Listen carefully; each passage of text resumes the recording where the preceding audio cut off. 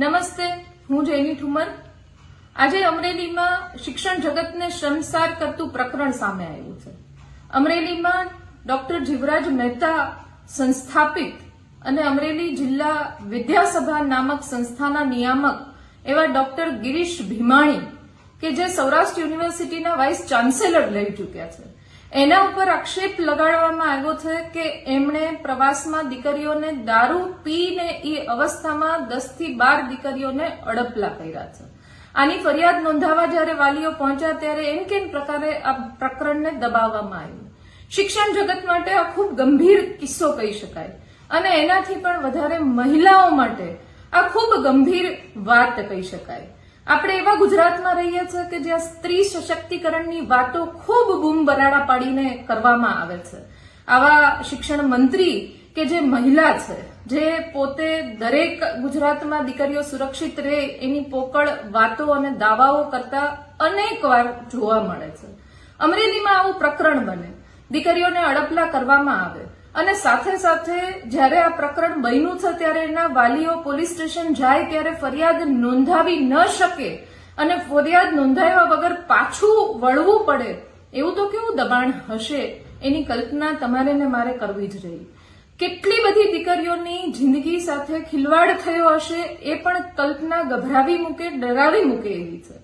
ખૂબ બધા વાલીઓનો ફોન આવ્યો કે અમારી દીકરીને પણ આવી રીતના ક્યાંક પીએચડી બનાવી દઈશ, ક્યાંક ડિગ્રી અપાવી દઈશ, ક્યાંક તને પ્રમોશન કરાવી દઈશ, આવી અનેક લાલચો સાથે અનેક પ્રકારના શોષણો આવા પ્રકારના જે હોદ્દાઓ ઉપર બેઠેલા હોય એવા લોકોએ કરેલા છે। અને આવી વાતો જ્યારે અમરેલી જેવા નાના સિટીમાં થાય, નાના ટાઉનમાં થાય અને સામે આવે અને ફરિયાદ પણ ન નોંધાવી શકે તો એ ખૂબ ગંભીર ઘટના કહી શકાય। આજે આ પ્રકરણ ક્યાંક ચર્ચામાં આવ્યું છે ખરું, પણ હજી સુધી એનો ભોગ બનનાર પીડિત દીકરીઓ બહાર આવી શકી નથી।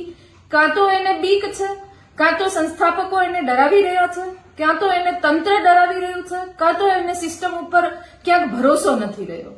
એટલે આજે મારે વિડીયોના માધ્યમથી આપ બધાને વિનંતી કરવા આવવું પડ્યું છે કે આપણે બધાએ ક્યાં સુધી ચૂપ રહીશું।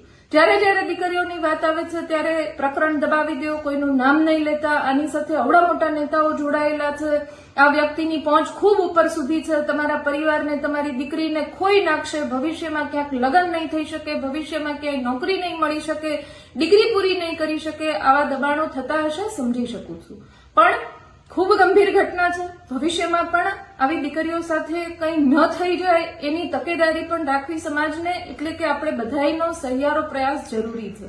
ત્યારે આપના માધ્યમથી વિનંતી કરું છું કે આ પ્રકરણ ન દબાઈ જાય, આ પ્રકરણમાં જે આરોપી છે એને સજા થાય। ફક્ત નિયામક તરીકે ફરજ મુક્તિ કરવી એ સજા નથી।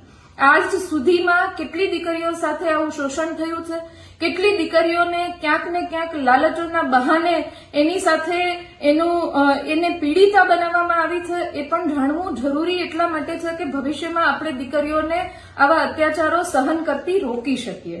આપણે ખૂબ આશા રાખીને શિક્ષણ મેળવવા માટે મોટી મોટી સંસ્થાઓમાં, નામચીન સંસ્થાઓમાં આપણી દીકરીઓને મોકલતા હોય છે જેથી કરીને એનું ભવિષ્ય બને, પણ ભવિષ્ય બનતા બનતા એનું મોરલ તૂટી જાય એ હું માનું છું ત્યાં સુધી આપણે બધા જ એક સાથે રહીને એ દીકરી સાથે કે એના ભવિષ્ય સાથે અન્યાય કરતા હોઈએ એવું લાગે છે। એટલે આપના માધ્યમથી વિનંતી કરું છું કે આ પ્રકરણ એ આંખ ખોલનારું પ્રકરણ બને, ભવિષ્યમાં અનેક દીકરીઓને બચાવનારું પ્રકરણ બને અને જ્યારે આવી સંસ્થાઓમાં ગામડામાંથી મા બાપ દીકરીઓને ભણવા મોકલે ત્યારે નિશ્ચિંત થઈને મોકલે, એનો દાખલો આપણે અમરેલીની પ્રજા સાથે રહીને બેસાડીએ એવી વિનંતી છે। અને સાથે સાથે સ્ત્રી સશક્તિકરણના પોકળ દાવાઓ જે કરે છે, રીવાબા એવું કહે છે માનનીય શિક્ષણ મંત્રી કે ગુજરાતમાં બધી જ મહિલાઓ સુરક્ષિત છે, દીકરીઓ સુરક્ષિત છે, શિક્ષણ ખૂબ સારું મળે છે, તો કેવી રીતનું સારું મળે છે? વાઇસ ચાન્સેલર કક્ષાનો વ્યક્તિ અડપલા કરી શકે? શું આ આપણે ગુજરાત બનાવ્યું છે? એટલે ખૂબ ગંભીર રીતના આક્ષેપ કર્યા વગર સાથે આવીને આ લડાઈ લડવી જોઈએ, ચોક્કસ લડવી જોઈએ અને એમાં હું ક્યાંય પણ મદદરૂપ બની શકતી હોય, સહભાગી થઈ શકતી હોય તો આપના માધ્યમથી વિનંતી કરું છું કે આવા પરિવારો, આવી દીકરીઓ કે તમે જાણતા હોય કે આવી ક્યાંય દીકરીઓ છે તો મારા સુધી એનો સંપર્ક કરાવજો। એમની આઈડેન્ટિટી લોકો વચ્ચે ન ખુલ્લી પડે પણ એમની સાથે જેમણે પણ ક્યાંય અન્યાય કર્યો છે, અત્યાચાર કર્યો છે, એને સજા નામ લીધા વગર મળે એવી એક પ્રયત્ન અમે અને અમારી ટીમ ચોક્કસપણે કરીશું એવી વિનંતી સભર. ધન્યવાદ.